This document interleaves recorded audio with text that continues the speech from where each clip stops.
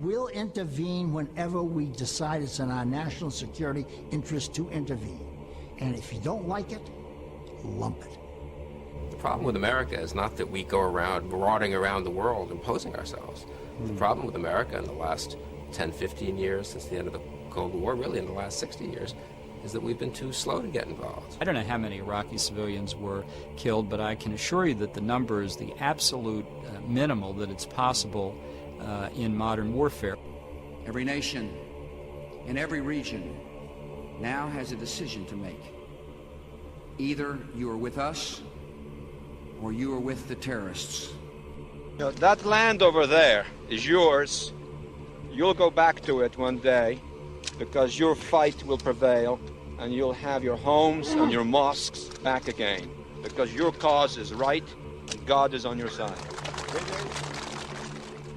Welcome to the darkened hour.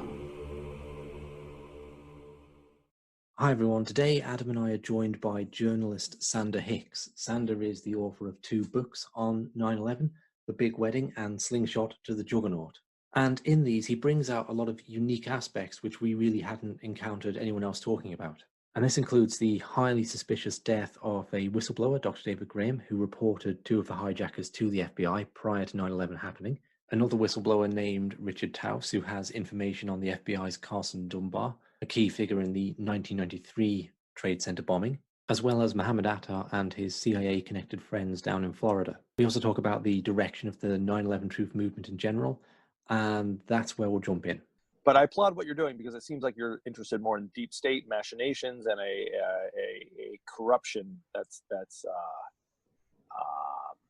going, that whether or not you're a 9/11 truth aficionado, there's a corruption there that exists in the U.S. capitalist imperialist state that is worth exposing. Yeah, I think that's the important thing. I think 9/11 is a portal through which you can come to understand the wider world. You know, maybe going back 100 years in history and certainly up to today. So in looking at what's going on in the Straits of Hormuz right now with the oil tankers that are getting hit. I was going to point that out. It's never been more relevant, actually. I was thinking that I should maybe back away from some of the 9/11 truth stuff that I've done because I'm in the DSA now, and it's not. I don't know. I hate to cave to peer pressure because I never have in all of my life. But at age 48, I'm trying to be more of a good partisan activist for affordable housing, and I'm trying to branch out a little bit and not be just siloed in one issue. But then you can just see a clear use of flimsy, fabricated evidence. Pompeo saying, we have evidence it was the Iranians who attacked the Japanese oil tankers, but we can't tell you. You know, it's like the time that Christopher Hitchens was arrested in an Iron Curtain country, and they said he kept on saying, "I won't say it's Kafkaesque," but until finally they said, "We do know the reason you were arrested, but we can't tell you." So that's the moment he said it's certainly Kafkaesque. Yeah, I mean, we were just talking about the Iranian situation there a moment ago, and I do take some heart in that what I'm seeing, and it might be that I exist in my little bubble, but I'm seeing a lot of people going, oh yeah, pull the other one, you know, which I don't think was around 20 years ago. And I do think whatever, even if it's been a rough ride with things like 9/11 and a lot of, say, a wide spectrum of belief it's generated from the kind of conspiracy paranoia to the more sane and understandable. Yes, and these things are measurable. You could actually look at the use of false flag as a military term that has gained mainstream acceptance. And this is not just a theory or speculation. There's actually, you could measure it, that's quantifiable. You could say how many times in the media has the term false flag been used, or does the OED, Oxford English Dictionary, at what point was that term used? Because if you just use that term, that you've reached a level of, inherent skepticism and inherent historicity of Gulf of Tonkin, Battleship Maine, the Kuwaiti incubator scandal, and all of these provocations, that were clearly fabricated for the cause of imperialism. Yeah, and I think that's got to be objectively a good thing, right? Even if there are people who say the towers were holograms and no one died on 9/11, and I see their posts on Facebook, even if you got that going on, and it's a very mixed bag, that people are more aware of false flags, that the term is used more, that has to be objectively a good thing, right? It is, yeah. And that, and so, yeah, I guess you and I are very similar because I think we're very analytical, and it's easy to judge, but it's my Zen training teaches me to like try to take a step back from that judging mind. It's not good or bad, and so there's something really, sure, the 9/11 truth movement is messy, and sure, people get distracted and they bark up the wrong tree, or what we think is the wrong tree. But I'll tell you this, like 10 or 15 years ago, I thought controlled demolition was the wrong tree to bark up. I took a swipe at it in the Big Wedding once or twice. But now I think Richard Gage and AE 9/11 Truth have more or less the right thesis that two planes cannot be the sole cause of the takedown of 3 towers. Building 7 is not explained. And so therefore, and then looking at the physical evidence, et cetera, the way that the buildings came down, it seems that is a strong way to get into other geopolitical issues around 9/11. My question for you would be, do you think that's the obvious entry into 9/11? Because I myself, no. What would be the obvious entry? This is something I'm really concerned about. And when I ran for Congress, it's almost like a poll. It's almost like I figured out the way to approach a mainstream progressive Democrat who's not in favor of 9/11 truth. If you simply say, yeah, but don't you think there's something suspicious about the Saudi financial connection? 15 of 19 hijackers were Saudi. And what about that Michael Moore stuff in his film about the Saudis being flown out? Isn't the fact that the Saudis were flown out that day really suspicious? So even if somebody's really anti 9/11 truth, you can get them to kind of, it's your foot in the door if you mention the Saudi financial connection, especially in the wake of all these breakthroughs in the 28 pages. Right, but I think another problem is that there's a seemingly, in my opinion, from what I've experienced online, there's a decent percentage of people within the truth movement who are seemingly anti or anti-Semitic almost to a point. Is that something that worries you, by the way? Yeah, it does. It does worry me. I mean, this is where my membership and lifelong commitment to liberation and being somebody who's trying to stand up for the rights of all oppressed peoples, gets offended. Like I've personally confronted Christopher Bolin about some stuff that was in the first draft of his book. It's not there now, but he was,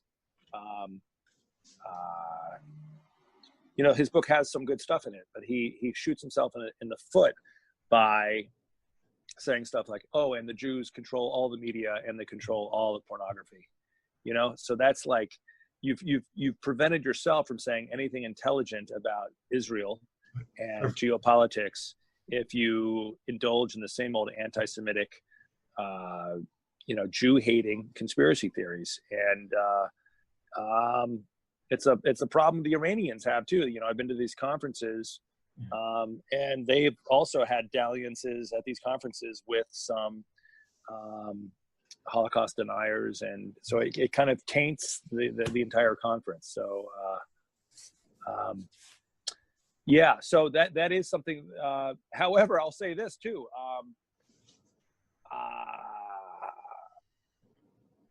Israel was up to its neck, deeply connected to the 9/11 event. Sure. The 5. And this is something that you're going to hear more about in the next couple of years from the Lawyers Committee for 9/11 Inquiry. So it's not like I'm out on a limb. I'm not alone.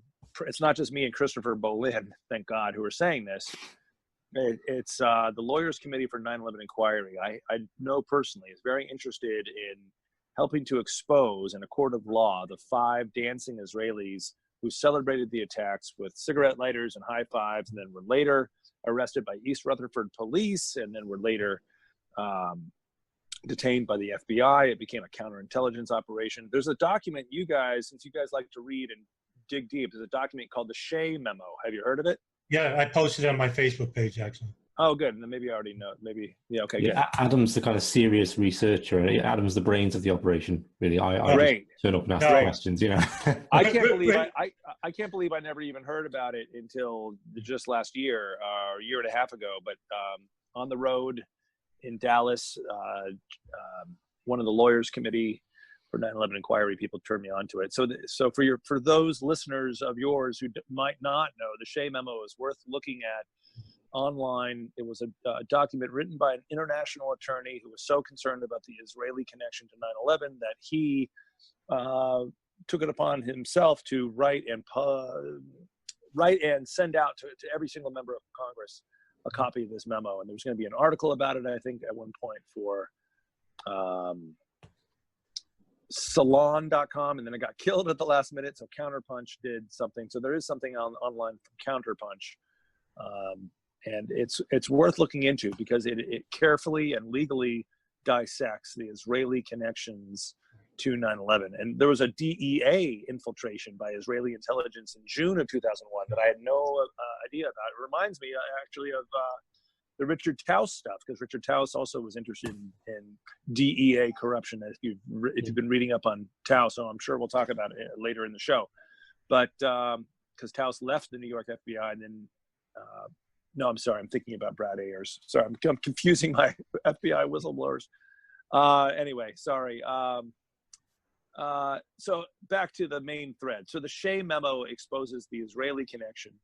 So every time Trump talks about Palestinians celebrating the attacks, intelligent people should say, no, there actually is a media trail and a police arrest record of Mossad agents.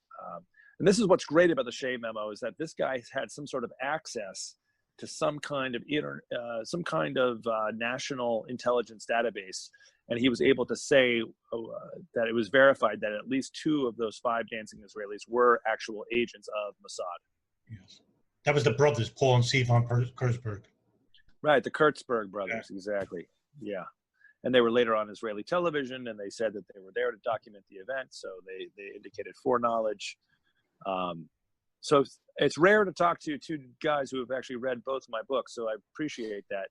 You can also see the evolution of my strategy. At first, in 2005, I was thinking that the best way to expose the obvious lies about 9/11 was just to talk to the whistleblowers who are trying to stop it from happening. Look at the foreknowledge, right? So Delmar Vreeland, who had some ostensible ties to Navy intelligence, and Randy Glass, who was a FBI whistleblower, Joint Terrorism Task Force, Operation Diamondback, and people like that.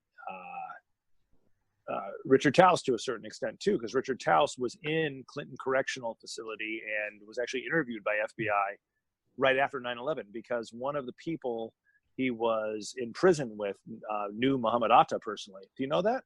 Yeah, it's in your book. It's in the second book. Oh, okay. I forget the fellow's name, but yeah, I do recall that. Yeah. Yeah, that's right. Yeah, there's in fact, there's that memo that Richard Taus wrote, and I put it in toto as an appendix in the book. So that's right. Yeah. So that was interesting. And then of course, 6 years later, 2011, I had my own kind of a deeper sense of revelations about 9/11, with confronting the FBI about the murder of Dr. David Graham.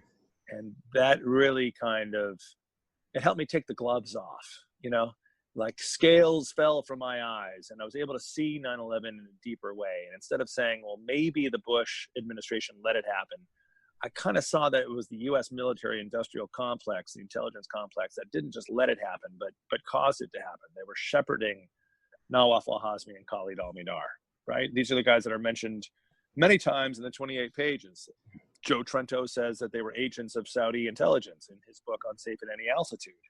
And he's an interesting guy with all kinds of connections. He did, he interviewed James Jesus Angleton on his deathbed and has a unique perspective on the CIA. And so Trento's book is backed up by people like Lieutenant Colonel Anthony Schaefer, who said that he was also aware of Mohamed Atta and Nawaf al-Hazmi and Khalid al-Mihdhar in early 2001 with Able Danger, and then somehow top brass at the Pentagon put the kibosh on Able Danger. So those names keep on coming up. Nawaf al-Hazmi, Khalid al-Mihdhar, who lived with an FBI informant before 9/11? Nawaf al-Hazmi and Khalid al-Mihdhar, right? So who was getting money from Princess Haifa, right? Like all this wire transfers from Prince Bandar and Princess Haifa, the Saudi royal family. It was Nawaf al-Hazmi and Khalid al-Mihdhar. And so the reason that the scales fell from my eyes is because somebody, after I published a piece on Alternet about some of this stuff, somebody sent me this unpublished manuscript by, again, another whistleblower, Dr. David Graham, who was effectively murdered by the FBI in Shreveport, Louisiana, right around 2004, 2005. He just wouldn't shut up and wouldn't, he felt he had kind of almost like a Christian mission, like this was the cross that he wanted to bear and to carry and to try to save the country from the next 9/11 or something like that. And instead he was killed. He was killed. And I think the thing that he was really exposing was Barksdale Air Force Base, like a direct military connection to the 19 hijackers and their handlers and who knows what else? Who knows what other kinds of middlemen and men in black, or three-letter agencies. Just to pick up on that then, with Dr. David Graham, it's really real. Adam and I recently recorded on the goings on at Alex Station and how Khalid al-Mihdhar and Nawaf al-Hazmi were monitored coming into the United States, coming out of the Kuala Lumpur summit. Yeah. And the CIA blocking that information from going to the FBI then. Right. And we played Richard Clarke's clip where he talks about that. So that, coming across your work on Dr. David Graham, then there's this source who's going right to the FBI and telling them he's met these two, he didn't know they were hijackers at the time, but it was an intermediary, wasn't it? I'll have to remind myself of his... Mohamed Jamal Khan. Yeah. He was a Saudi-born gentleman living in Pakistan who had a rap sheet for all kinds of petty crime, and but also was doing interesting things in Shreveport. If you look at his criminal background, he also seemed to be doing things to bring attention to himself. Like he jumped off a bridge at one point, and he seemed to be maybe setting up dates or sexual liaisons for different officers and women at Barksdale Air Force Base. He was a real sleazy dude, and he also was kind of like these terrorists' handlers. And Dr. David Graham was kind of an amateur detective who set up a hidden camera. There's videotapes. I don't know if you ever saw the documentary Court of Corruption by... Yes. Yeah, okay, good. So you can see some of the footage that I brought back from Shreveport of Graham using his wiles and getting Mohamed Jamal Khan to come out of jail and speak to Graham in his doctor's office, not knowing there was a hidden camera. And so Jamal Khan confirmed that he had, in fact, introduced Dr. Graham to two of the 9/11 hijackers. Yeah. This is when Khan was in prison after 9/11. Yeah, Khan was in jail, not prison, but in jail on some sort of petty offense. I think it was, I forget what it was. It was a petty offense. I think he was hiding cash transfers. Yeah, that's right. It was a wire transfer. He transferred over $9,999, I think. Right. Yes. And then he later skipped his bail, or he fled the country. And he skipped an extradition hearing. And there's a very interesting reference to 9/11, and the attorney's notes said something about we reserve the right to leave the option open to prosecute Khan for crimes related to 9/11. That's we right. We do. Yeah, they made direct reference to 9/11 as if they knew something. And my buddy Jordan Green, who I went down to Shreveport with to research this story, and he did his own report for Yes Weekly. He's a Columbia journalism grad, so he crossed all the T's and dotted all the I's, and he even talked to that attorney and said, what was the meaning of these strange notes in your filing? And she said something like, oh, well, after 9/11, everybody was paranoid about 9/11, and everybody wanted to like leave the option open. But that seemed to be disingenuous at best, because this guy Kahn had a direct relationship to two of the 9/11 hijackers that was not examined in his extradition hearing. It didn't come up, that this guy was a babysitter for Fayed Banahamed, Nawaf al-Hazmi, and maybe Khalid Almidar. Khalid Almidar was a name that Graham saw on boxes. And Graham personally met Fayed Banahamed and Nawaf al-Hazmi. It was interesting that Khan was acting sufficiently suspicious to have Graham go to the FBI about him. He seems to be in no way trying to keep his head down. He's talking about his connections with the Pakistani embassy and Osama bin Laden and his access to this Barksdale Air Force Base. Whether he's trying to draw attention to himself or not, he doesn't feel like he's on some secret operation shooting hijackers, and he's got to keep it quiet and hidden from the authorities. Yeah, in some ways, I'm reminded of Oswald shooting at the wrong target, or the fake Oswald shooting at the wrong target and saying, "I'm Lee Harvey Oswald, and I want to kill Kennedy. I wish that target was Kennedy." And then later, people being like, "Yeah, I saw that guy. He was a nut, and he loved to shoot at Kennedy." So Mohammed Jamal Khan jumping off of a bridge at one point, which is one of the many little petty crimes that we found by doing the research. But I think, to answer your question more directly, I think in the context of the big wedding, people are humans are humans. They tend to be braggarts. So I think there's just some natural boasting that I think he was also certainly capable of. When Dr. Graham went to the FBI, and he did so before 9/11, it's from what I got from your writing was they didn't dismiss him because they're getting so many of these reports in of so many different things, and there was nothing. Yeah, especially in Shreveport, right? The Shreveport office of the FBI was not inundated with 9/11 hot potatoes, smoking guns. But have I got this right that David Graham initially went prior to 9/11 to report these guys because that's right. That's suspicious, right? So. He thought they were young, suspicious Arabs, and he had a radio show. He was kind of like a Oklahoma City truther before 9/11. So he was very interested in the truth about Oklahoma City. You see, he was a Bush voting Republican who was interested in the truth about the world, And don't forget, he also took on the local Air Force establishment for framing a young airman for narcotics. This guy had been killed under suspicious circumstances, and it was called the Mons case. So Graham was the kind of guy that just did not give a rat's ass about anything but the truth.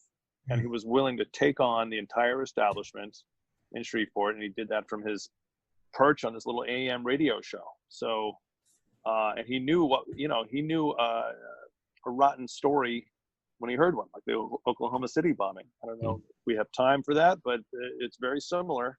Some of the same names come up. Controlled Demolition Incorporated doing the cleanup at Oklahoma City. The same company, one of the companies involved in doing the cleanup at Ground Zero.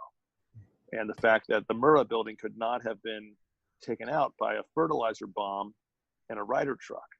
Especially the column that was way in the back of the left center of the building. That column could not have been damaged the way it was by just a fertilizer bomb. So Graham was keen on young Arabs who were talking about wanting a box truck. So that's you're right. So it was before 9/11 he originally contacted the FBI, and that was some of the context that I believe he had. And you contacted the FBI yourself, or you in a meeting with the FBI about this, where you put it to them that Mohammed Jamal Khan you asked him if he was an informant. Right. Yeah, it was towards the end of my brief dialogue with Special Agent Steve Hayes of the Shreveport FBI, which was an impromptu interview. I did it with my buddy Jordan Green, who was the journalist I was traveling with. And it was a gift from the Spirit of Truth in a lot of ways, because we just walked in there and he happened to be the one that was sent to the front desk to shoo us away. And he didn't know who we were, but his reaction, I went in thinking that he would have a, you know, how most people are, you know, they're able to be stoic, but he was not. He almost seemed to be kind of like falling apart at the seams. And I guess it's the difference between the TV FBI and real life people. You know, he's a real human being, and I think that he didn't join the FBI to participate in the murder of, you know, small town radio journalist, dentist, patriot, Bronze Star heroes from Vietnam. You know, Dr. Graham was I think an outstanding member of the Shreveport community. You know, he was active in the local church, and he was friends with Deacon John Milkovich, who later became State Senator John Milkovich, who's another guy you should really talk to about this case. Milkovich later gave the what do you call it, the eulogy at the funeral for David Graham, and you know, he indicated that the FBI was certainly involved. And so my interview with Steve Hayes was brief, but we got everything we needed really from it. You know, I don't know if you're religious or spiritual, but certain coincidences happen that just almost seem like they're just too good not to be coming from some sort of higher power, sure, right? Or mathematics of the universe, if you will, or just kind of like things clicked. And so the interview was only maybe about 5 or 10 minutes, but he confirmed that he was a human being that was, he kind of sputtered forth and sort of blurted out things, you know, like we asked him, why was the FBI telling doctors in the emergency room that, you know, not to try to save this guy, or that he was suicidal, or which is something that indeed happened.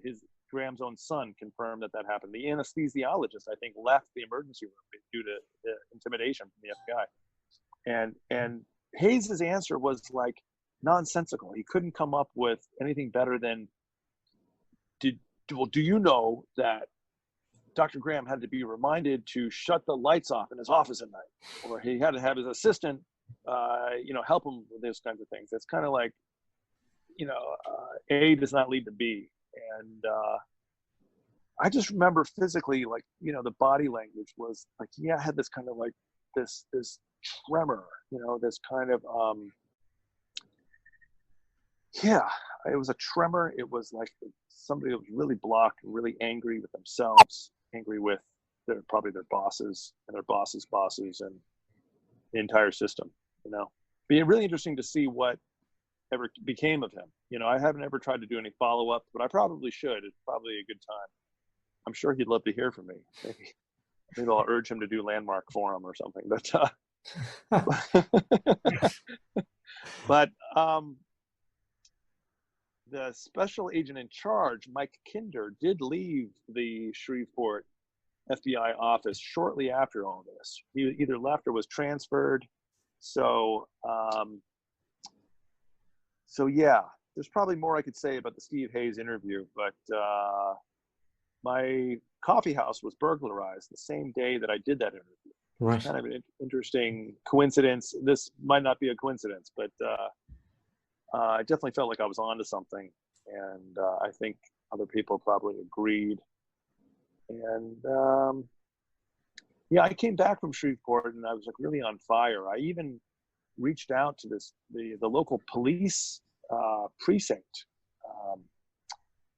in Brooklyn. I don't know why I did. I think I met this guy. I met the new precinct chief, and he actually wrote me a letter. I still have the letter, but it said like, these are major findings that you found in Shreveport, you know. And this guy was not your average New York City cop who was like, you know, following the gag order, but he said that, you know, you found something there, and that felt really good. I needed that from some sort of father figure. Sure. Could I follow up on that, if I may? Are you familiar with Mike Sledge? Mike Sledge? No, who is that? He's a close friend to Dr. David Graham, and he's the one Oh, who's yeah. He's actually holding the manuscript called the Graham Report. Right. I have a copy of it still too. Yeah. Yeah. Mike Sledge. Yeah. That's right. I think he was one of the people that we met with. Okay. Yeah. That's right. We did meet with him. Yeah. Is there any reason why that wasn't published at all, or? Well, it is published on sanderhicks.com as a free download. Right. Yeah. But it's one of these books. It's kind of like Rodney Stitch's book. It's like great for researchers, but it's not really a work of literature. It's not going to sell more than 500 copies. And the economies of scale in publishing, especially before print on demand. But I used to be in publishing in the 90s, and you'd think about, do we really want to invest in printing a minimum of 1,000 copies of this book, and will it sell, and will it break even? So yeah, it's worth it. I just, unfortunately, guys, I hate to break it to you, but not that many people care. I wish more people cared. I wish more people cared about the time that the FBI killed a U.S. citizen who was a hero and a fearless spiritual warrior, truth teller. But I don't know. We're living in a very cynical time, and people are overworked. People don't have the time to do their own research and follow their passions. We like Thoreau said, I don't want to get to the end of my life and realize that I never lived, right? And unfortunately, people live lives of quiet desperation, and they don't ever really follow their passions, and they run around with anger and resentment and telling a story in their heads.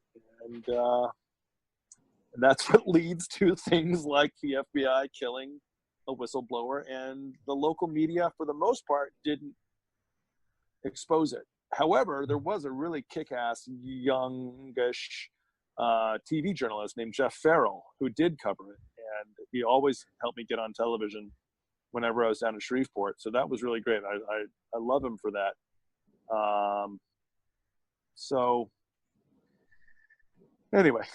Well, wouldn't this be a problem though? Because it's a very nondescript story itself. I mean, not many people outside of a few that I know of, and I only came across David Grant because of you. And yeah.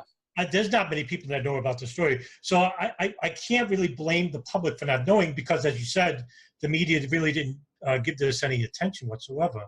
Well, yeah, but you know what? The way the media works is a really good local story will get picked up for the national wire services or national news services, and this story has been on KSLA TV numerous times, but it pushes all the wrong buttons, because it points to U.S. military overseeing a couple of the key 19 hijackers, and I know we're not living in very spiritual, religious times, but I think one of the gods you cannot question in our day and age is the 9/11 official story, because then you're really going after a lot of big money power, and it's almost like even more powerful than money is like belief and psychology and tropes and just kind of like the reality, the building blocks of reality, and I'm trying to wrestle with why more people in the DSA don't respond to, hey,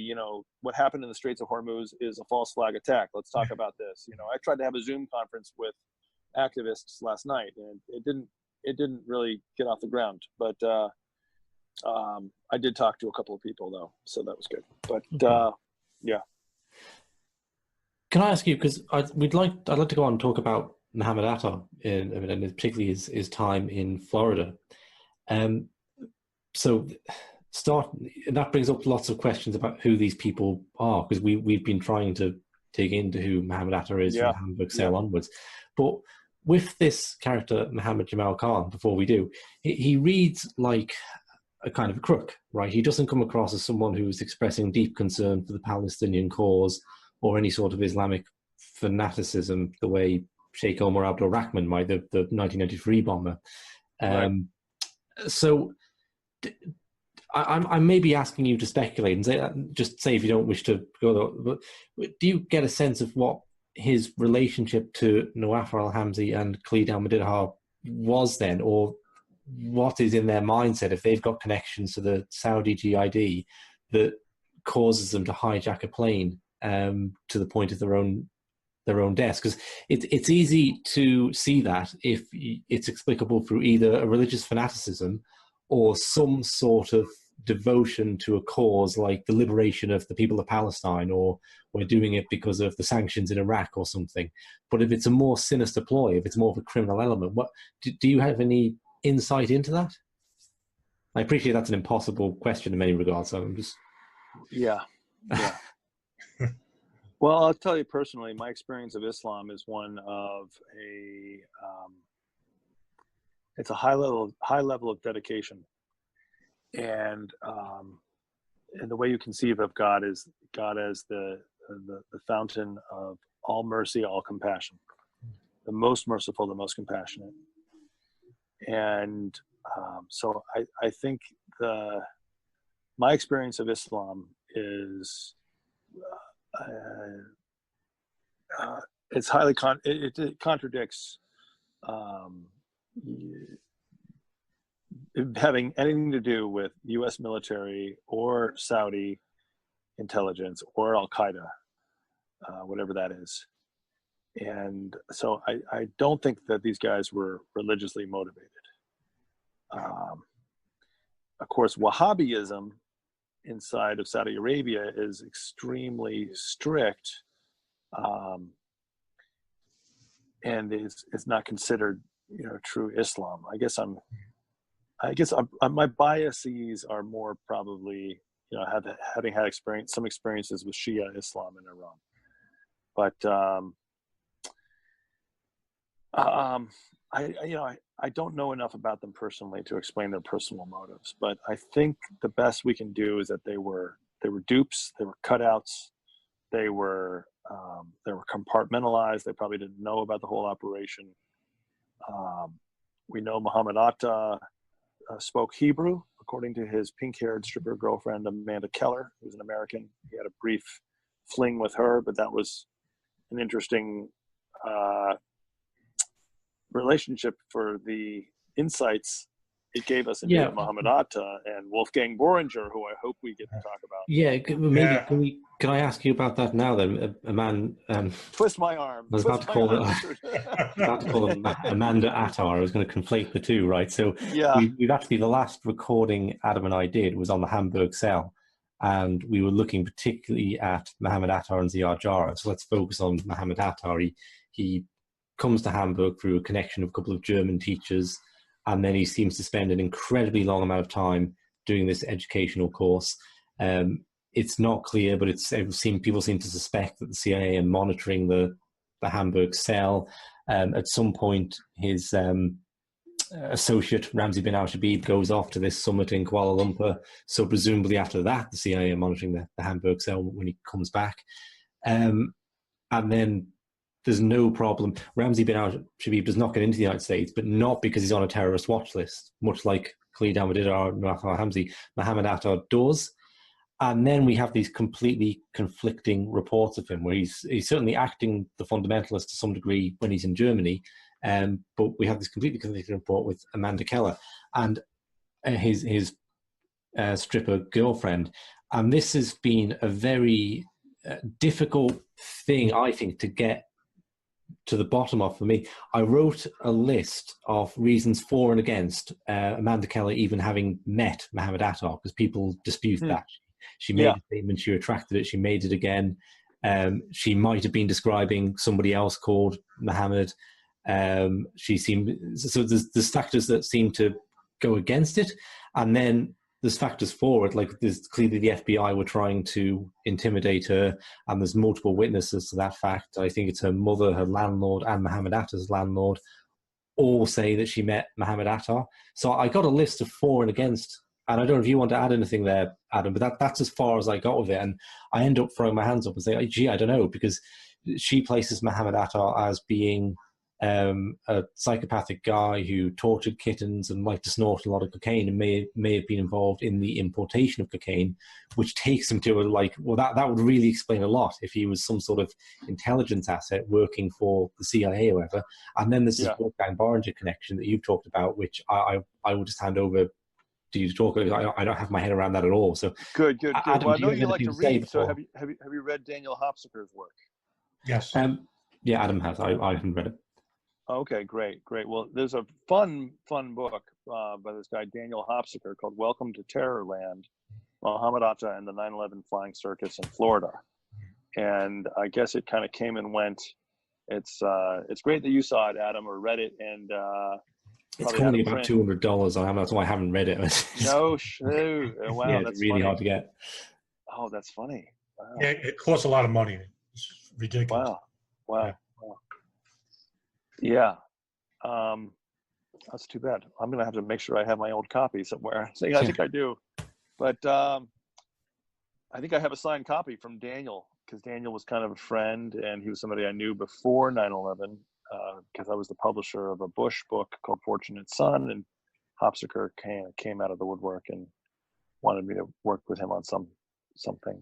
He wanted me to work on him on this Barry Seal book, and I didn't really get it. So I didn't, but then he published his own Barry Seal book, Barry and the Boys, right around the time of 9/11, and then was primed to self-publish his work on Mohamed Atta, because he is, I really respect him because he does his own research, and he gets in a car, and in his case, he moved to Florida and lived there for like 10 years and did a lot of research. So, and I know that the FBI's timeline is wrong, in terms of when Atta came to Florida. I remember that from Hopsicker saying it was one of the primary things that he was concerned with. And I also think, like, you got to remember, like, they can, if they need to have two Mohamed Attas, they could easily find somebody that looks a lot like him and acts like him, or acts even more like the original, like Oswald. We need an Oswald that looks like Lee Harvey Oswald, but is even more pissed off, is less leftist and more anti-Kennedy, and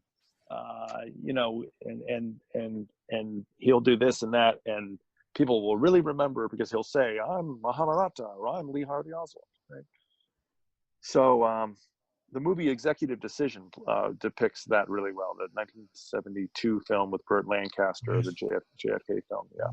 So, and I think, Richard, your questions are answered when you just look at the issue of Wolfgang Bohringer, because this was clearly the deep state stepping in and trumping the actions of the Joint Terrorism Task Force. When they arrested Mohamed Atta's CIA-linked drinking buddy, cocaine buddy, Key West party boy, Wolfgang Bohringer, who hated the Jews and had like 100,000 in cash on his yacht, and I think he slept with a loaded Glock. And this guy had all kinds of connections. Anyway, some sort of international deep state figure like him, when Joint Terrorism Task Force arrests him, he says, "You can't arrest me. I'm working for the CIA, according to my sources." And then my sources say, "Oh, and this is all off the record, and please don't ever publish this. And if you do, our relationship is over." And then, me being the punk rock publisher dude, I just can't get enough of that. And of course, I'm not going to not do the story. So I did the story. And at the same time, Daniel Hopsicker did the story. So we both had pretty much the same story from very similar sources. I was lucky again to have one of the sources actually visiting my coffee house at the time. We were doing a book party for Joe Trento, and there was an NYPD intelligence guy, Wally Zines, who was telling the source, Lois Ann Batuello, stuff, and because Lois was the one that had faxed pages of Welcome to Terrorland, Hopsicker's book, to the Joint Terrorism Task Force. She's this weird, connected woman. She's not weird, but she has weird connections. She's actually a very nice lady, but she also suddenly decided to kind of try to put the kibosh on both me and Hopsicker and said, this is, she basically said it, she did an about face and said, you're not seeing what you're seeing, and you can't report or write on what you're seeing here. And we both were like, fuck you. This is huge. This is, if somebody says you can't arrest me, I'm working for the CIA, that's pretty hot. And then he's released, Richard. It's not that he said that, but he later was released. And so that, I think, is a smoking gun. And that also, it's kind of similar to the David Graham story, didn't get half the attention it deserved. So just to walk me through the narrative, it's Amanda Keller that places Atta with Wolfgang Bohringer. She's the one that talks about this. That's right. Yeah, that he and Bohringer partied with Atta numerous times in Key West. And that's how Hopsiker found out about him. And so basically Hopsiker, hearing it from Amanda, put it in his book. Lois worked with Hopsiker and was trying to kind of coach him a little bit. And she taught him a few things about pulling documents and legal documents and court records and stuff.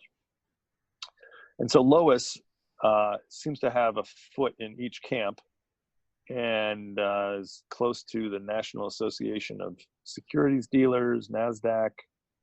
Was part of a blue ribbon panel for the SEC at one point.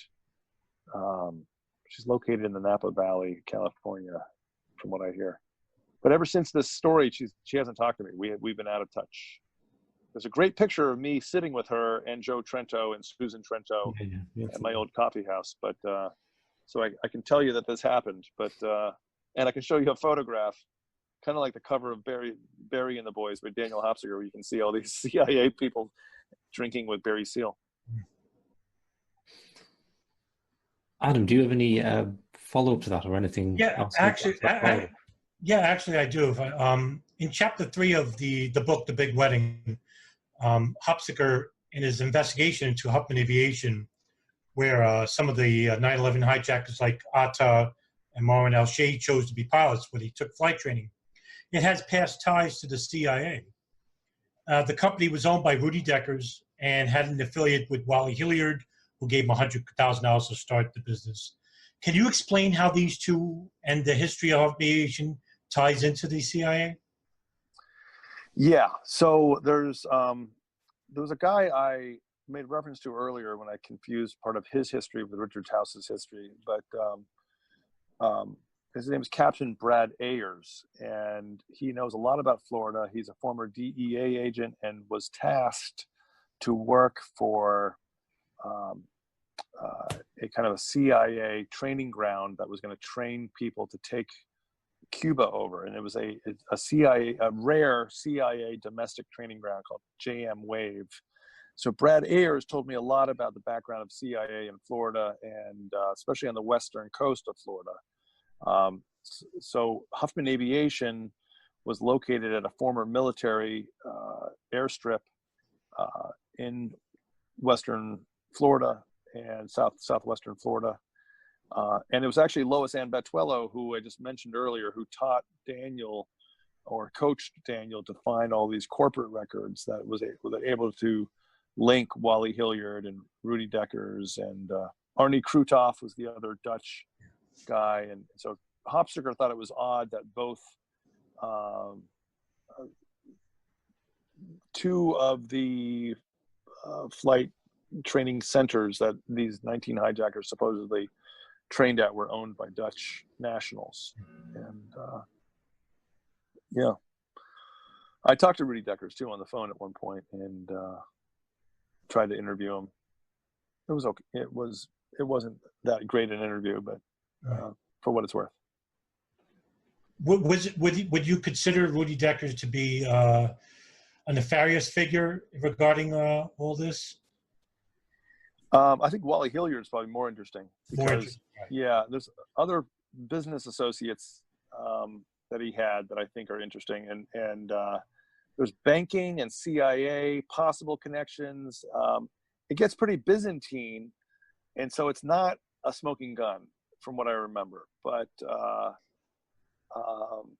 it's worth looking into.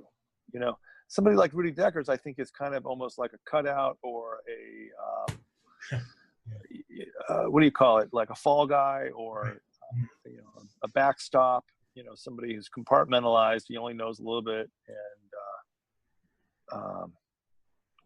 So Rudy Deckers didn't strike me as very intelligent. Not the sharpest tool in the shed. I would agree with that, because I always thought the same way as you did. Hilliard, in the book, your book, The Big Wedding, it actually gives him $100,000 out of the blue, and he says that do what you want with it. And actually, Deckers didn't even believe it, so he actually went and cashed a check and put it to his pilot bed. Meanwhile, there's a guy, Wally Hilliard, says, I make that in a day. And This guy has, he's a millionaire many times over. And after 9/11, actually, Hilliard states to Deckers that he wants 51% of the proceeds for the company. Deckers disagrees, but Hilliard ends up taking the company. And actually, the company, I think, is liquidated years later. I'm not too sure if it's open anymore. But interesting figure enough, because Hilliard's not a very popular figure, but he's a very shadowy figure at best. Yeah. There's a funny quotation that Hopsicker found about something like, I think Hilliard said, "You really got to ride herd on those pilots or else they'll skin you." Sounds like a grandfatherly, salty thing to say. Yeah. Oh, yeah. What is it? His personal motto was, love God, hate communism, back the pack. Back the pack. Back the pack. Yeah, basically, back the group, back the team, back the pack. Oh, okay, right. Richard? Okay, yeah. Anything further on Florida? I'd like to. There's a couple more things, like sort of areas I'd like to ask about Randy Glass for sure, and I think it ties in to. There's the other side of Florida. Yeah. Right. Well, it sort of ties into Mohammed Jamal Khan having this, or announcing he has this connection to the Pakistani embassy, and then Randy Glass uncovering this Pakistani ISI connection. Can you maybe talk about who Randy Glass is, how you met him, and his relevance here? What you uncovered about the State Department's foreknowledge of 9/11? Right. This is something, again, people in the Lawyers Committee for 9/11 Inquiry, which I hope you guys will also interview those people sometime. They're actually, I think at the point of the spear in terms of legal action with all this stuff, and trying to make it not just be research, but action, and action towards justice. So a lawyer from the Lawyers Committee for 9/11 Inquiry was recently asking me about Randy Glass and his possible connection or likely connection to a State Department official, kind of an undersecretary at the time of 9/11, named Francis X. Taylor, who Randy Glass wouldn't name by name, but inferred that I had it right. He dropped all the breadcrumbs to lead me to this guy, Francis X. Taylor, so Randy Glass was a former con man who became an informant for the Joint Terrorism Task Force, Operation Diamondback, which was infiltrating Pakistani and Taliban-linked international arms dealers to try to prevent Pakistan from getting a nuclear weapon. And so Glass had his eyes open and his ears open, and he heard at one point that there was that the Twin Towers would be taken down. He heard it from one of his contacts. He was undercover working for Joint Terrorism Task Force, and so he kind of went and tried to alert the authorities more. He felt that he was being silenced, and so he wrote a memo, sent it to Senator Bob Graham of Florida. It's one of the memos that's on the inside back cover of The Big Wedding, in which he refers to, in his letter to Senator Bob Graham, he refers to his contacts at State Department. And some of those contacts were likely Francis X. Taylor, who Glass told me said to Glass that, don't worry about it. We have it under control. We know all about planes being flown into the World Trade Center. So that was Francis X. Taylor. So if you jump back to the topic half an hour ago about the dancing Israelis admitting that they had foreknowledge, and all the other people that seem to, I think there's 19 different international intelligence agencies of other countries that were warning the U.S. about 9/11, 2001, right? And there's so many different code words, like the big wedding is happening on the 11th, right? Yeah. Right. So there's all kinds of different indications that there was serious foreknowledge, but I don't think anybody has ever. I don't think anybody has ever implicated somebody as high up in the State Department as what Randy Glass did, and he later had his day in court in Congress, and he said that you in Congress should be here to stand for the truth, not to stand over the truth, not to cover up the truth. And that's what his experience was. He's somebody I haven't kept in touch with, but I recently found out that we think he's deceased. But there's an ATF agent that I think one of us three should follow up with. I think his name is Steve Barberini. I think I emailed you some of that lead info. Yeah. People that Glass worked with said he was a good guy and that he had good character, and he just had a criminal past, so it's easy to dismiss some of his testimony. But he also was interviewed by Dateline NBC, and the foreknowledge that the towers were going to be taken out was relevant, to say the least. Right. I think one of the contacts with Randy Glass was an arms dealer named H.G. Abbas. I think that was his name. R.G. Abbas. R.G. Abbas. Okay, thank you. Right. Yeah, he was posing with Stinger anti-aircraft missiles on his shoulder. Right. I think it was R.G. Abbas who said those towers are coming down. They had dinner at Robert De Niro's Tribeca Grill. That's right. Yes. Yeah, I was struck by the State Department said back to him that President Musharraf of Pakistan knows about it, and he said that it's under control because ultimately it's an ISI, Pakistani intelligence operation, so they'll make sure it doesn't happen. Now, whether that was a sort of limited hangout line to give to Randy Glass, or whether the State Department genuinely believed the ISI were going to prevent 9/11, or the State Department was planning to expose a $100,000 wire transfer from the head of the ISI to Mohamed Atta right around 9/11 in case things got too hairy, and in case anybody in the corporate media started asking questions, they could have thrown Pakistan under the bus as a possible stopgap measure to have contingency plans in place, right? Any professional operation has to have contingency plans. Yeah. So and if somebody £1,000 or $100,000 wire transfer, I remember hearing about that quite early on. Yeah, that's what I mean. Yeah. It was probably a red herring to get people interested in looking at Pakistan when really we should have been looking at the U.S. Saudi-Israeli deep state. Right. The Lieutenant General was Mahmoud Ahmed. Yeah. Right. He was the head of ISI. He was in the United States on September 11th. He was meeting with Senator Bob Graham that day. In fact, Senator Graham's book, Intelligence Matters, which is highly recommended,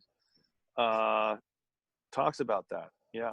And I have always wondered, there might be a simple answer to this, but it was like the day before, wasn't it? The $100,000 transfer came in, and I always wondered what Mohamed Atta was going to do with $100,000 in one day. I know there's 19 hijackers and others involved, so you divide it up, but does he even have time to divide it up? So it implies that the head of the ISI was not aware the operation was going down tomorrow, or that Mohamed Atta had plans beyond September 11th, or I don't know. Is there a simple answer to that? What if you can give me? It just seemed a strange thing that late on. Yeah, not everything is what it seems. You don't know if you don't know if.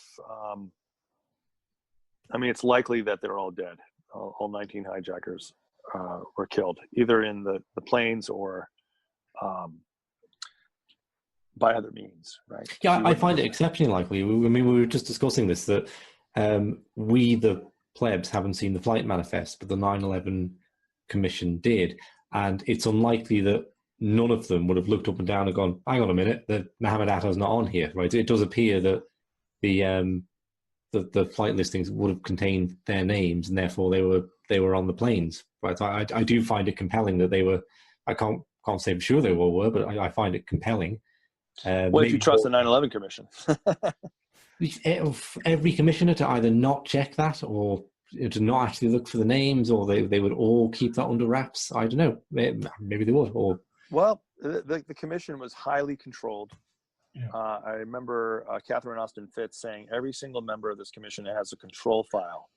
There's something on them that it's on file that the deep state has to control them. You know, especially people like Richard Benveniste, Barry Seal's lawyer, right? Friends of the Clintons, friends of what Hopsicker called the Dixie Mafia, and anyway, what I was going to tell you is that, like, I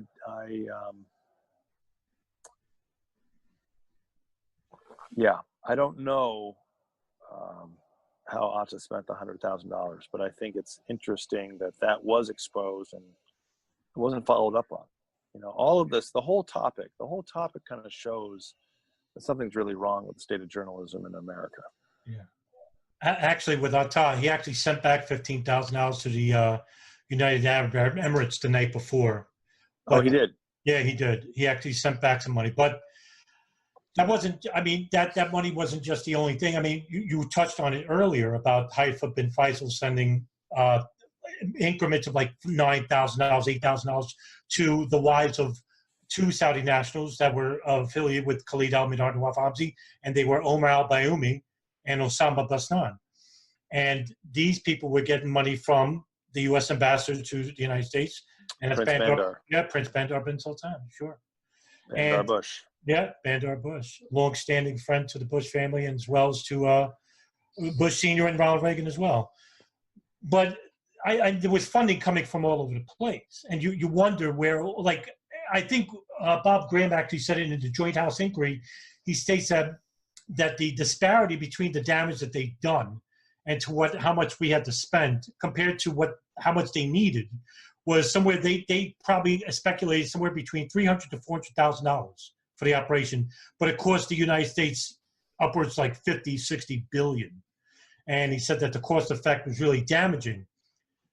Bin Laden, in his interview with Taysir Lawani of Al Jazeera, states that was exactly one of the reasons why he wanted the attacks happen, was because it wasn't basically about religious reasons whatsoever. We can all agree on this. It was basically about bleeding dry economically in the United States and drawing into a war with Afghanistan. And that's exactly what he wanted. But he doesn't say anything about Iraq, because Iraq, I don't think, was anything about really 9/11. It was a lie based upon anthrax letters that Mohamed Atta went to Prague and basically got anthrax, but that was false. That was through, I think, Laurie Malroy, who spread that rumor, and it turned out to be false. Yeah. But or something, yeah. Right. And what I'm saying is that we don't know the concept of how many people were actually funding this. But you could say that a lot of this money that was coming from corporations outside the United States, which was Pakistan, Egypt, and Saudi Arabia itself, and plus also to within inwards the United States as well.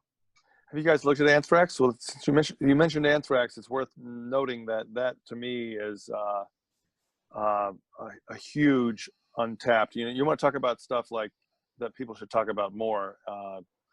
Anthrax, less about the Pentagon, more about anthrax. It could that microfine anthrax could have only come from either Dugway Proving Ground or Battelle Memorial Institute. So, two these quasi-governmental agencies, and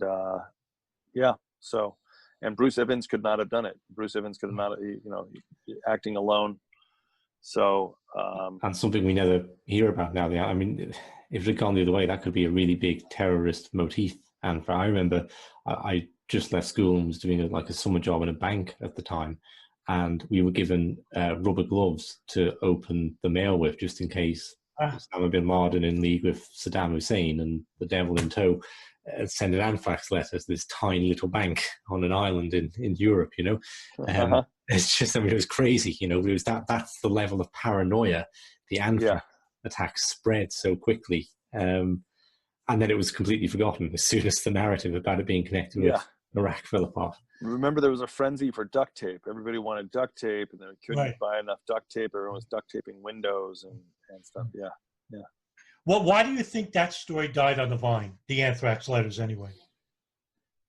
Oh.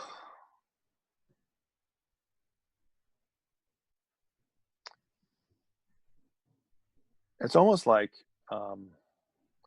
just remember how that story almost made us all emotional as a country, as a world, speaking of a small, tiny island in Europe.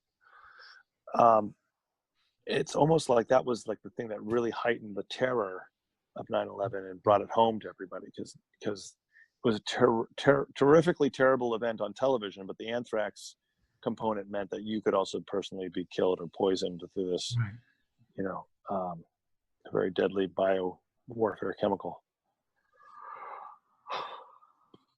Pardon me. So,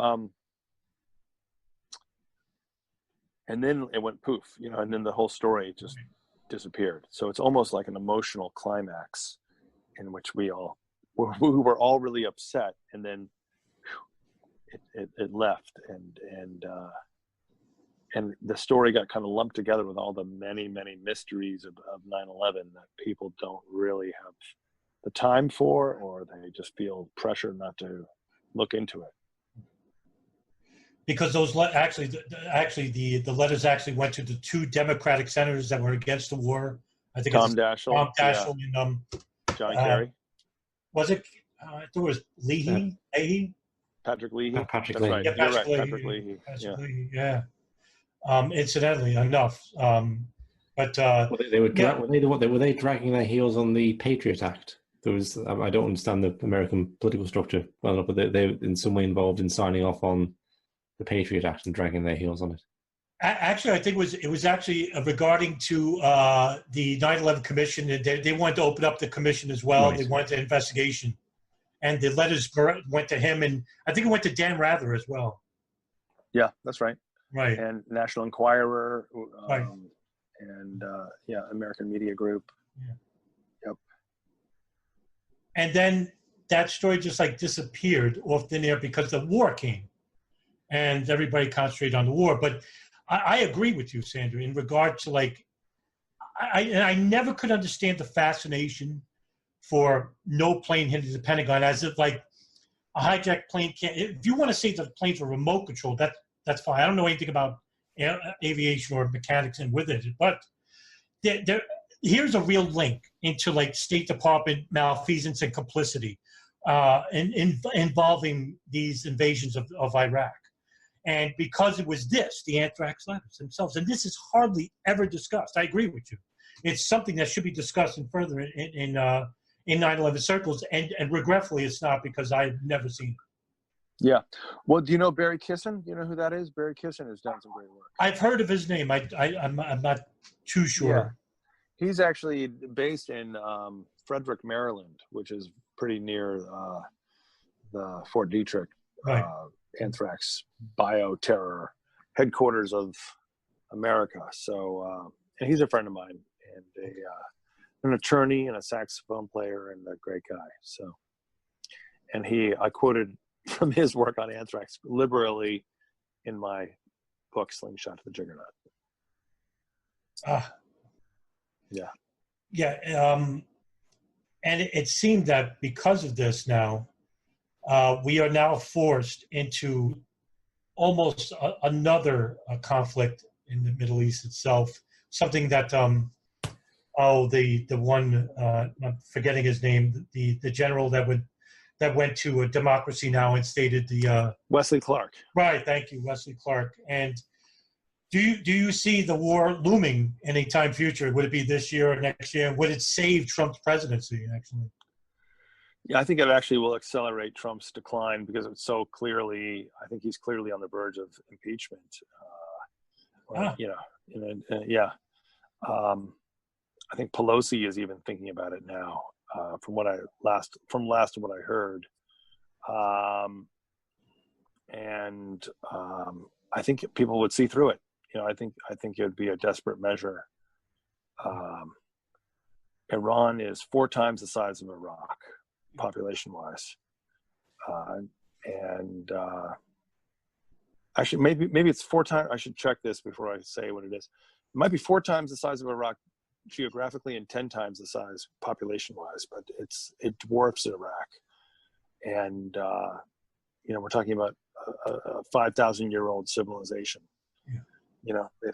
They've had government by Islam for centuries before they had the Shah, who was installed by U.S. Imperialism.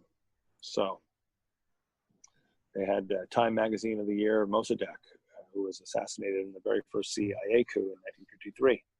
So we owe them an apology, not a unprovoked attack. And I've been there twice for conferences about Palestine and about a new horizon of international dialogue. And I don't agree politically with everybody that was there, but there was a lot of good that was there too. That's where I heard actually Kevin Barrett tell me to read this book called From Yahweh to Zion, which gave me some perspective on Jack Ruby, and who was Jacob Rubinstein and his connections to Israel and the possible Israeli involvement in the JFK killing, which is an interesting topic to look into. I'm not saying that. I'm just saying it's interesting. Let's say that. Sure, yeah. No, I find it's an angle I wasn't aware of until seeing Ryan Dawson's documentary, where he mentions the same thing. Oh, good. Is he an anti-Semite? Now that you laugh about it, he just recently got labeled an anti-Semite. He had to go on a radio show called The Chuck Chili Effect and defend his position. And I know Dawson for quite some time, and he did a documentary called War by Deception and talked about the dancing Israelis himself. And well, there's some Zionists. Let's define our terms. There's some Zionists who, if you do anything that's critical of Israel, then you are an anti-Semite. Yeah. So it depends on how you define the term. That's what I hear when I hear the term anti-Semite. The first neuron that fires in my brain is that this is someone who's trying to defend the state of Israel by leveling the anti-Semite connection. Right. Maybe it's a bigger thing in the UK because the Labour Party of Jeremy Corbyn is continuously being labelled as being anti-Semitic, or people are anti-Zionists. Anti-Zionism explained is people who don't even think the Jews have a right to a homeland, and if you don't know anything about the context, so it's, well, my goodness, I mean, everyone's got a right to some sort of homeland, don't they? That's just, they want, the anti-Zionists want to drive the Jews into the sea. So that, maybe I'm a little bit biased against seeing it. Well, what I kind of see in truther groups is, I'm interested that you both think there's a lot of anti-Semitism. I think what I see a lot of is people maybe find it easier to have a kind of monopolar worldview, okay, that there's one thing behind everything, and whether it's the Illuminati or the CIA or Zionism, and for a lot of people it is Zionism. So, if you stub your toe, it's Zionists almost.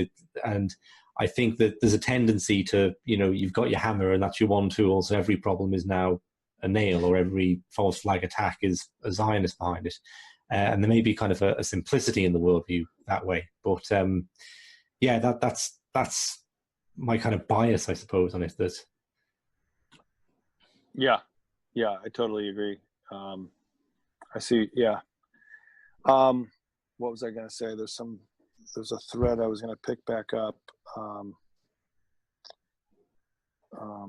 It's a joke, but there should be some comedian should develop some sort of line of humor in which you can say, like, look at what happened to Representative Ilhan Omar in the U.S.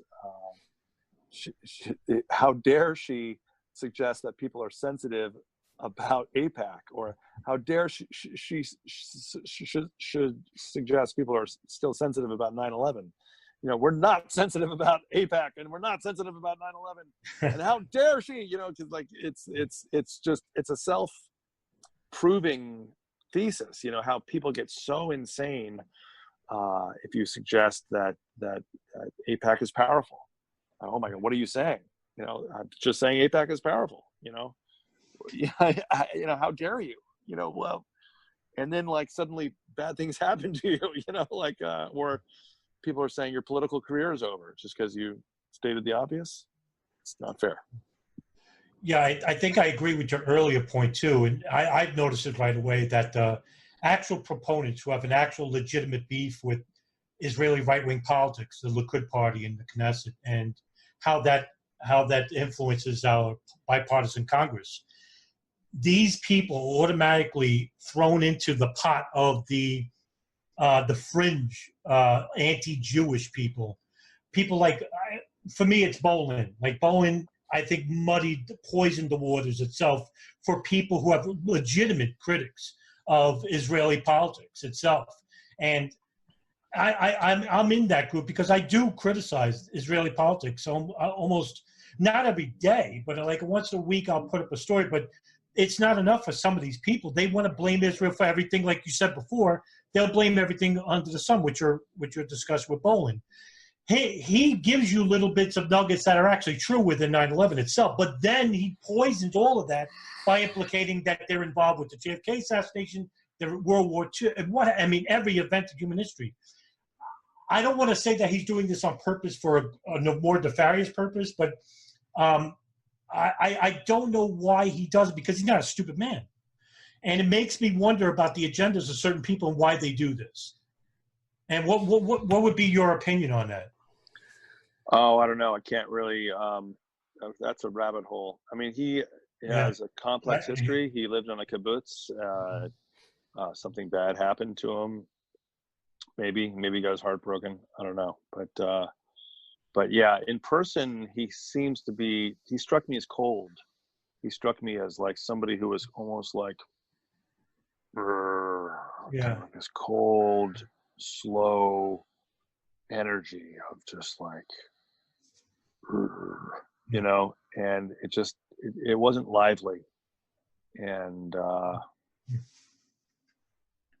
and when I was running for Congress, I thought maybe I should learn to be more of a diplomat and patch up bridges, because I was trying to get a lot of support from the 9/11 truth community, which is like herding cats, right? And so a lot of people were like, "Oh, you're that guy that attacked Christopher Bolin," and so a lot of people knew me only as this anti-Bolin guy. Yeah, and so I thought I would reach out and patch things up and be a this is sort of like a dance with the devil, and I'm not totally proud of this story, but I thought I would be, show that I could moderate my extreme views, and I would reach out and make peace with this guy. But he didn't want to have anything to do with me, or didn't want to have anything to do with, I don't know,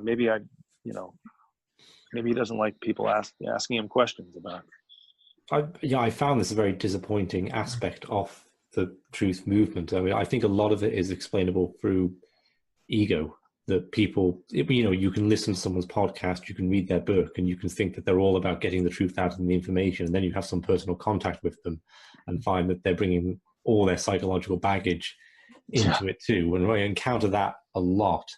And the ideological splits as well, like, for all the information Adam has put out on 9/11, either on my podcast or on his own show, for a lot of people, that the only concern is his opinion on the Pentagon, right? If a plane hit it or not. That's the only thing. Right?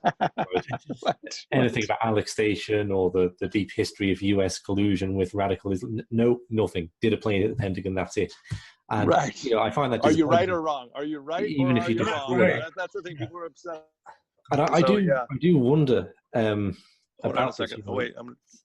It's a known thing that the Israeli state employs students to sit and counter anti-Israeli narratives online, okay? And you can see that being, from their perspective at least, quite justifiable. People are saying bad things about Israel, so I'm going to correct them. And, earn a few quid for doing it, and that's fine. But if you really wanted to disrupt criticism of any state, or if you wanted to disrupt something like a truth movement, the most effective way to do it would not be to sit at your keyboard going, hey, you're wrong about that. Israel's a really good country, or the CIA is a good organization, or 9/11 wasn't an inside job. The best way to do it would be to interject and go over the top, to take on the narrative and say, yeah, that's right, drive the Jews into the sea. Or yeah, the towers were holograms and no one died on 9/11, you know? To interject, like, ridiculous narratives is far more destructive. Now, whether there are people who are consciously doing that because they're on a payroll, or whether that's just human psychology playing out, it has a very destructive effect on. Well, again, no, this is actually historically measurable, that there is a thing called bad jacketing, and that's the kind of COINTELPRO tactics that we know have existed in American history. That the Black Panthers were infiltrated by somebody who is extreme and is like really wants to, you know, engage in violent activities, and this person is also sowing seeds of dissension by saying, I think XYZ is an agent, or I think ABC is an agent, when really they're the one that is the agent. So that's called bad jacketing or snitch jacketing, and that's what breaks apart activist organizations.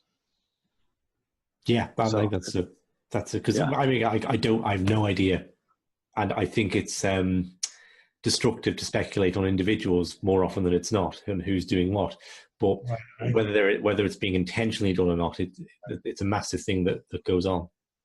But you know, Richard, one things you learn in bad jacketing is that the person who's suggesting somebody's an agent is usually the person who is the agent. So that's why it's tricky. It's tricky because you don't want to be the one. You don't want to be the one. You know, it's kind of like, yeah. I think there's a funny irony in that, Richard. I think we're both thinking of the one person. Well, I can think of two or three, but yeah. Right. It's huge. It's funny. Yeah. But anyway, my phone's at 10%, and I tried to plug in the charger, but that means I unplugged the headphones, and then I couldn't hear you. So we, how much longer do you guys want to go? Well, no, this has been fantastic. I would love to squeeze in, if it's only 2 minutes, a question on 1993 and Carson Dunbar. If 10% will get us there, then yeah, you're probably. I probably only have about 2% of my energy left, but we can do it another time. I mean, doing 6 months. No, it's okay. In the name of the late great Mike Rupert, I will go on for another 2%. So Mike Rupert was a former LAPD narcotics detective who then became somebody who confronted the CIA Director Alan Deutsch about CIA-linked narcotics trafficking, as depicted in the work of Gary Webb, who's, you know, the great movie I watched last New Year's, the fictionalized version of the Gary Webb story. Gary Webb was kind of a friend of mine. I corresponded with him right before I spoke at the very first 9/11 Truth Conference in San Francisco in, I think, 2003. And I was speaking about CIA narcotics trafficking. And anyway, so Mike Rupert is somebody also was interested in this field and wrote his book about all of that, peak oil, 9/11 truth, and narcotics trafficking, his book Crossing the Rubicon. And at one point, before he published that book, he tipped me off to an FBI whistleblower that's a New York story that I should learn more about. And I have, and I've visited this guy in jail. His name is Richard Taus. And he has a lot of things to say about the world as we know it. And because of that, I got interested in his take on Iran-Contra, his take on FBI corruption. So where do you want to go with this? There's so many different directions. What caught my eye is we did about 3 videos really around the 1993 bombing, the lead up to it, the bombing itself, and the landmarks plot afterwards. And I could write a whole list of things that you look at and go, yeah, that doesn't really make sense. I don't think we've gotten to the bottom of that bit or that bit, like Mohamed Salama going back to the rental car agency afterwards and all this stuff. But one of them is the actions of Carson Dunbar. Hello, everyone. Just a quick audio interjection from myself because I made a couple of mistakes in the next 2 minutes, okay? So the first one being, I've just mentioned Carson Dunbar, but I didn't tell you who he was. He's the head of the FBI's Joint Terrorism Task Force when the 1993 bombing happened. And in a moment, you're going to hear me say he was later given the job as head of New Jersey State Troopers by Christina Hoff Sommers, and that's complete nonsense. I meant to say Christine Todd Whitman. Christina Hoff Sommers is an economist at the American Enterprise Institute. It's nothing to do with this at all. Christine Todd Whitman went on to work for the EPA and was the lady who said the air was safe to breathe after the towers came down, after 9/11, when it clearly wasn't. So I'll link to both of us and so you can see the difference. But it was very late where I was. I'm several hours in front of both Sander and Adam. So it was early in the morning by the time we got to this point. So, okay, apologies for that. Back to the recording. Okay, because you have Ahmed Salem coming in, the Egyptian mole in the Brooklyn terrorist cell, and saying, these guys, they're building a bomb, it's going to go off, they're going to take out something in New York. And Carson Dunbar, to cut a not very long story, very short, just pulls him out, and also prevents his agents, Antasaf and Napoli, monitoring Mohamed Salome and Mohamed the Red. So effectively, Carson Dunbar is a key part of the plot. From where I'm looking at it, the Peter Lance, author of 1,000 Years of Revenge, met Carson Dunbar, said he was quite blasé about it, didn't seem to think he's never seemed to think he's done much wrong, didn't do his career any harm. He was on the TW800 investigation, and was Christine Hoff Sommers put him in charge of the New Jersey police then, who Christine Hoff Sommers is 9/11 famous as well. So because New Jersey State Troopers.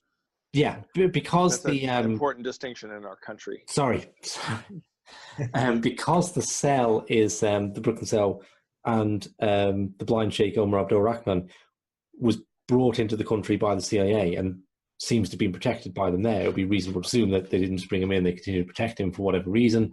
Then I'm left to wonder, is this incompetence on Carson Dunbar's part, or does he have a deeper connection? And I didn't see how to approach that until I read in your book that, yeah, he was involved in some way in the cover-up of Iran-Contra. So that was really my specific interest. Right. Yeah, so Richard Taus also exposed Oliver North early on and then wouldn't go the other way. And I think people like Carson Dunbar were trying to push Taus to go along, to get along, to look the other way, and Taus wouldn't do it. Very similar to David Graham, who got this, lots of language or lots of signs, sometimes a bullet through the window as a great metaphor for what might happen, and people like that are just heroic because they don't go the other way. They don't cave to the pressure, and they stand up and they have integrity. So Carson Dunbar has no integrity, and presided over the railroading 33 to 90 years for pedophilia charges that on the flimsiest of evidence for his underling, Richard Taus, who was a special agent of the FBI who wouldn't go the other way on Iran-Contra. So there you have it. I urge you to go visit Richard Taus in Clinton Correctional, Dannemora Prison, Dannemora, New York. Okay, everyone, with thanks to Sander, that's everything for this time. Any questions or comments on today's content we will happily receive, and perhaps we can delve more deeply into any aspect of it in the future. Thank you.